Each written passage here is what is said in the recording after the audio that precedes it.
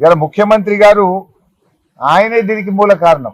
ఎందుకంటే ముఖ్యమంత్రి గారు ఆయన నోరు అదుపులో పెట్టుకోవాలి.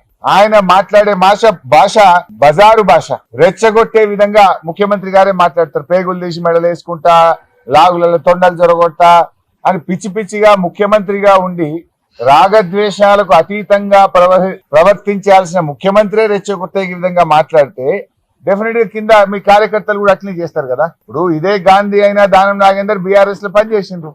కేసీఆర్ నాయకత్వంలో పనిచేసినప్పుడు ఎట్లున్నారు, రేవంత్ రెడ్డి నాయకత్వంలో పనిచేస్తే వాళ్ళ వ్యవహారం ఎట్లున్నది? 10 ఏళ్ళు కేసీఆర్ నాయకత్వంలో ఎప్పుడైనా మాట్లాడినరా వీళ్ళు? ఈ రకంగా రౌడీల్లాగా వ్యవహరించిండ్రా?